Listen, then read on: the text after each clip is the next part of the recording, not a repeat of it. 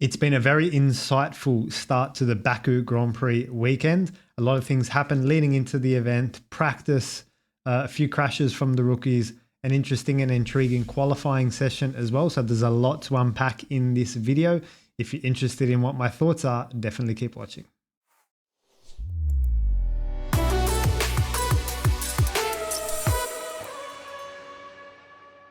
For those of you new to my channel, my name is Martin and I started racing when I was 12. In the sim world, I've raced and beaten some of the best drivers in Australia. I worked as a driver and performance engineer in Formula 3 and I developed my own race strategy simulation software for Formula 1. I raced in KZ2 at the highest level and got pole position in my first ever race. I specialize in the open formula category and now have my own course and website where I can share my 20 plus years of driving experience with you, which I'll put a link to in the description below.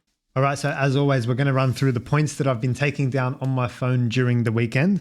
And we're going to start with before the weekend because I just wanted to talk about the whole papaya rules, McLaren mindset, and how they've reevaluated their 1-2 strategy going into this weekend. And I wanted to pick up on a point that Andrea Stella said in an interview with Sky.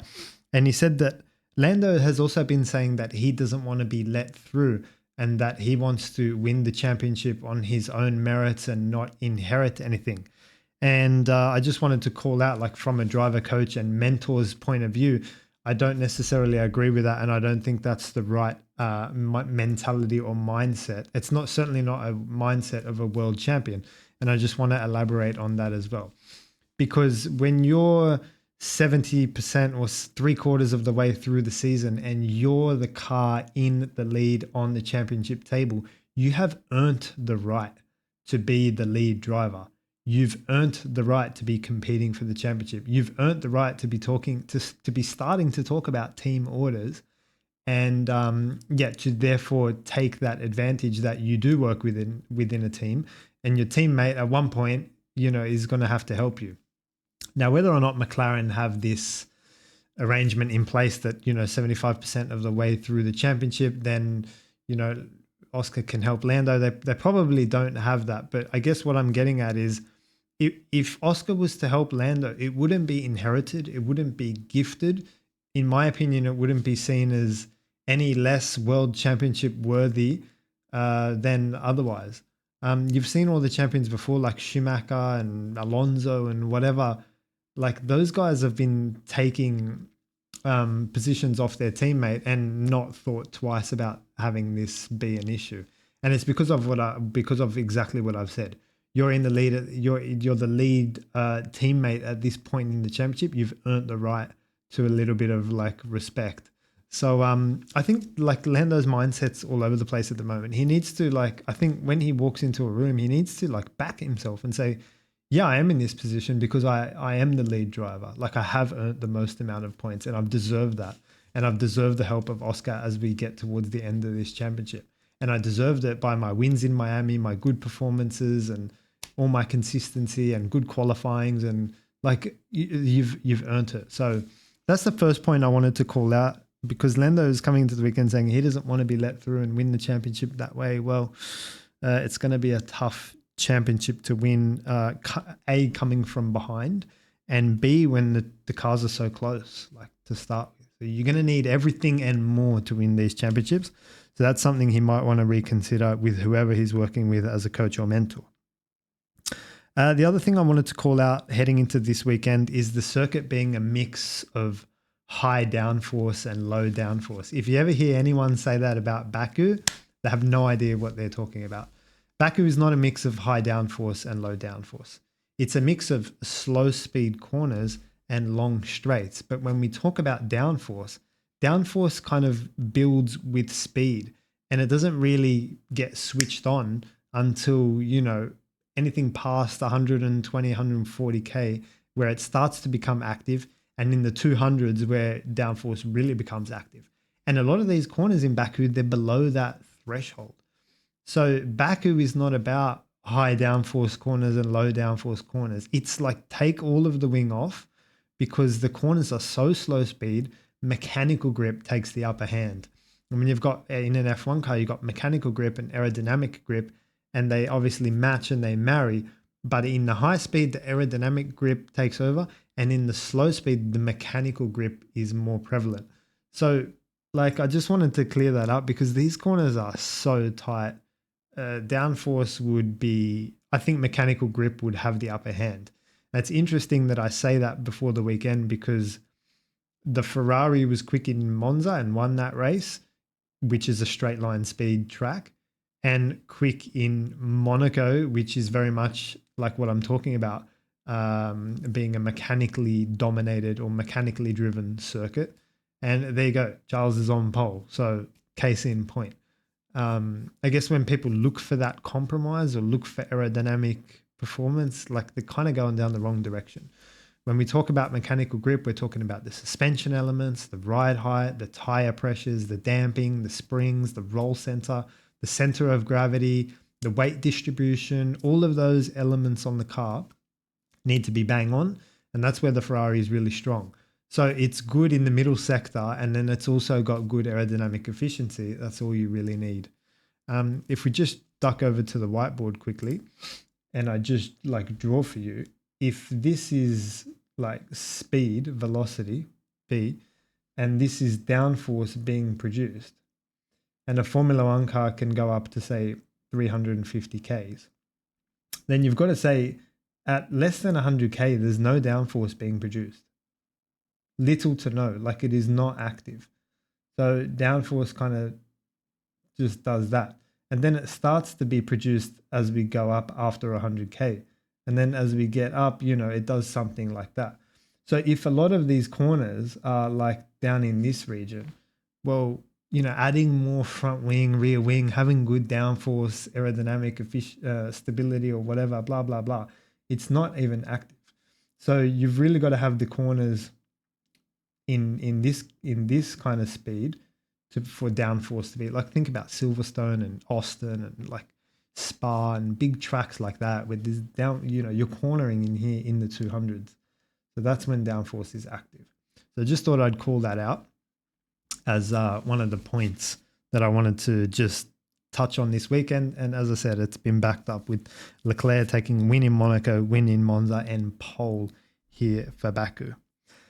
Something else I found really interesting was Leclerc and Lando in the practice session both complaining about the steering being easier to turn one way and then like really hard to turn the other way. And like for one driver to say that, okay, fine. But for two drivers to say that in the same session, it's really, really odd. And then you had the issue of like Ferrari being very secretive around the front of that car when they were changing that part. And then even when Charles talks about it in the press conference afterwards or even after practice, he's always been like, yeah, we just had to change a part on the car. It's a new part and we didn't know how it works. And I was getting a strange feeling, but no, all good. Like there's a little bit of suspicion for me around what this part is, and what it does and why it's so important. And when I talk about mechanical grip, as I just drew downforce not being active, this is the sort of thing that's going to give you grip. So this is important. Now, look, I'm not a chassis guy or whatever, but I just thought I'd pick up on that point because they were both complaining about it. So this is Lando for McLaren and Leclerc for Ferrari. And then Leclerc and Ferrari have been very secretive about what this part is and why it was wrong. So it can happen when a new trick part comes on the car and it doesn't quite work properly. And the driver comes out on the radio and spills the beans on, where to look for the other teams. Where could this mechanical advantage be? Why is the Ferrari so strong around Monaco? And it's going to be strong in Singapore and Vegas as well coming up. So you've got these tracks now where it's like Singapore is, high downforce, but mainly mechanical grip as well. And then you've got Vegas, which is similar to where we are now. It's all these long straights and slow, mechanically driven corners. The Ferrari is going to be very strong in both of those. I suspect it's due to whatever this steering thing is, or at least that's playing a part as well. Okay, so then we go into practice one and we've got Leclerc's crash. Now, look, I've got my own mindset that I teach my drivers for street circuits, and it's just take it easy, let the track come to you. just feel your way around, let it clean up a little bit, particularly in practice one. So look, Leclerc's crashed there, and I guess he's got the experience sufficient enough to say for it to not take away from his confidence. So he was straight back out, and he always been saying the cars felt quick. So I just thought I'd call that out because, like, whilst it didn't catch him out this weekend, there are, like, it could have easily caught him out if that was a world championship final race or another street circuit, or he was in the hunt for the championship, or these sort of crashes would start to play on his mind a little bit more. Whereas in this case, he's got nothing to lose, and he's like, I crashed, but the car's good, so we'll get on with it and move on. But yeah, it's a weakness there, and someone with his experience should have took it more easy. So that brings me on to the Colapinto crash, where he turned into that tight right-hander from very far on the left-hand side, picked up a bit of sand, and the car swapped ends. Now, I said on my Instagram that this crash was like unlucky. Like he didn't do much wrong. But then technically speaking, neither did Kimi Antonelli, like when he crashed in Monza as well. They technically haven't done much wrong in terms of their driving technique. It's just that the head's not there, the mentality's not there. So in Kimi Antonelli's crash in Monza, I called it out saying, like, it's a new surface. He's not even familiar with the car. Like, it was FP1, it was lap 2, and they just done the asphalt for that track. And I was like, just build up to it, yeah? So it was the same thing with Franco's crash. It's practice, the track's dusty. Like, he just has to build up to it. So it highlights the point that I said in that Monza practice analysis video, that all the drivers aren't coming in with coaches and mentors. They're just coming in. And when you put a driver in a sink or swim situation, well, it only goes one of two ways. They either sink or they swim. And these crashes, they're firstly expensive for a team like Williams, and they don't do the driver's confidence any good either. So yeah, I would just call out to say when these team principals like Vals and Toto and whoever, like, bringing in rookies, it's fine to bring them in, but bring them in with a specialist coach and mentor who can say, here are the objectives for this session. It's free practice 1 in Baku. Let's just complete the session. Take it easy. If you want to push a little bit later on in free practice 3 and make a mistake and you clip the wall, like, fine, we can repair it for quali, all good. Case in point for that brings me on to Ollie Bearman's crash. Because yes, he crashed. He's another rookie who crashed, fine. But at least he did it, like, he didn't do it dum-dum. Like, he didn't do Antonelli in second lap in Monza. Or he didn't do Colapinto in first practice in Baku. He's done it, like, later on the next day when he felt he could push and find that limit a little bit more. And he's had a clumsy crash. So, I have more respect for that than I do for Colapinto's crash. Anyway, what's really, what struck me as very, like, a pleasant surprise about Franco was when he came out, he was saying similar things to Leclerc after his crash.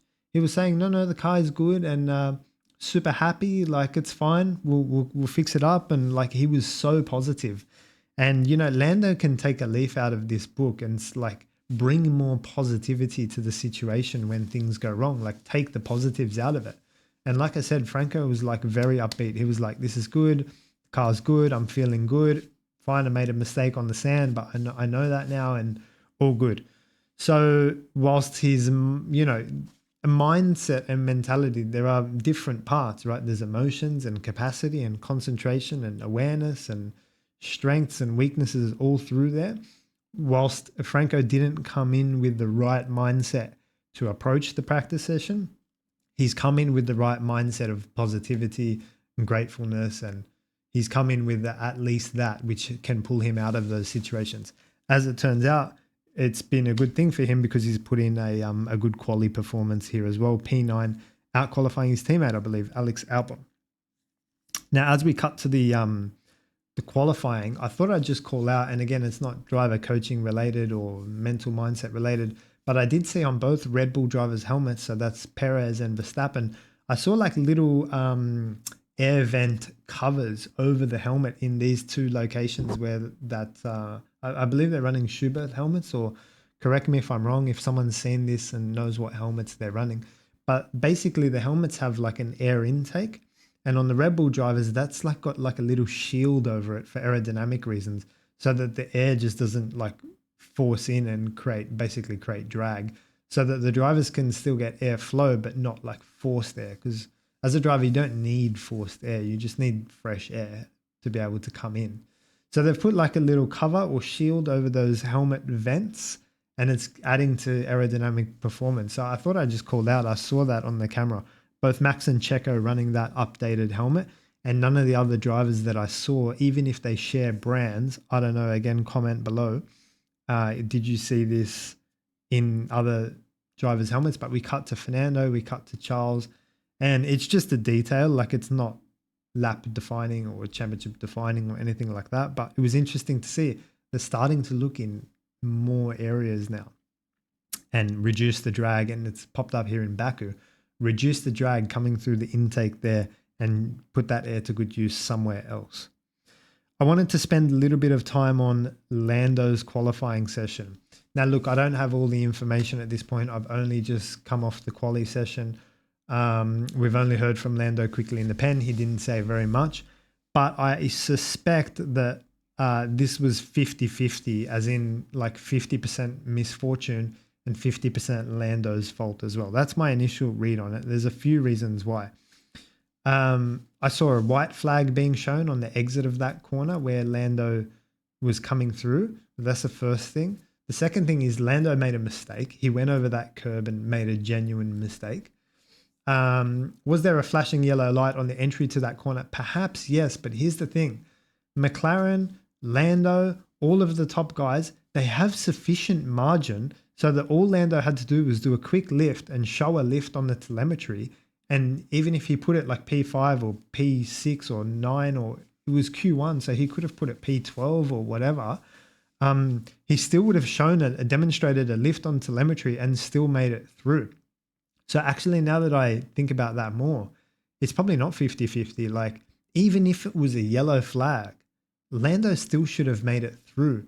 And again, it's the mentality and mindset that he's bringing, like, like, I'm not good enough, like, I'm not good enough. And it's just a negative mentality. He needs to be coming through, see that yellow and say, yeah, fine. I'm going to give it a quick blip, acknowledge the yellow, whatever, put your hand up, give it a quick blip.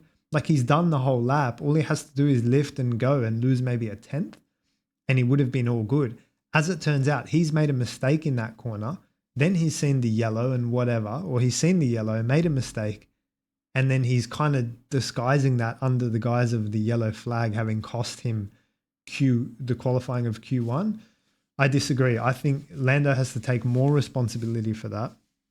And why aren't they like playing around with these things? Like I say, a quick lift and get back on the throttle will only cost you 1 to 2 tenths, and you can still get through, and the stewards won't penalize you because you've demonstrated that you've acknowledged the yellow by lifting and getting back on the power. So all good.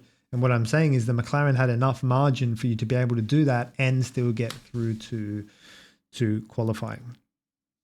So that's all that I had on my list, and we're just going to have a quick chat about the actual session itself. And yeah, I've always been saying we should see one lap qualifying because it's very hard for me to talk about the laps when I haven't seen them. I haven't seen Charles's lap. I guess he did a good lap. I haven't seen Oscar's lap. I heard he made a lot of mistakes. I only saw one of them in the second last corner. I haven't seen Carlos's lap. I'm not sure what the difference would be. Perez out-qualified Max. I haven't seen any of their laps. And this is the thing with like our qualifying format. It's great in the sense that, that yellow and all that jazz, you could see that and highlight an area where Lando could improve, or it means that now he starts in, 17th or whatever. But in one lap qualifying, it's great for driver coaches and mentors because we get to see the lap. We get to see what's going on. Now we have to wait like 2 hours later before maybe one of the laps, like Charles' lap, comes out. But we're never going to see like Max's lap or Sergio's lap. And what's the difference there between Sergio and Max? How did Sergio get the upper hand there? We don't know. So I'm a big fan of one lap qualifying. We get to see all the laps. We get to appreciate all their techniques. We get to analyze all their techniques. And critically, Formula One being a very competitive sport, we get to see the drivers under pressure every single weekend. And it doesn't matter if like you're Bottas and Guan Yu Zhou fighting for the back, you're still under pressure to perform. And you know that if someone else makes a mistake, you can jump and get up there. So I'd like to see one lap qualifying for those reasons. And unfortunately, I can't comment on like how good or bad Max or Checo's or Carlos's lap was because we only see the snippets here and there. So obviously, Oscar had a moment out of the second last corner, probably cost him a tenth or two, and that's it. But yeah, I wanted to conclude with Lando and Charles and say, well, I think Lando has to take more responsibility for that, and hopefully we get a little bit more information. And Charles being his fourth pole in a row here around Baku. And like I said, there's some strong tracks for that Ferrari coming up if it's good mechanically and it's good in a straight line. Let me know what your thoughts are in the comments. If you like the style and format of this video, definitely subscribe, and I'll catch you after the race tomorrow. Cheers.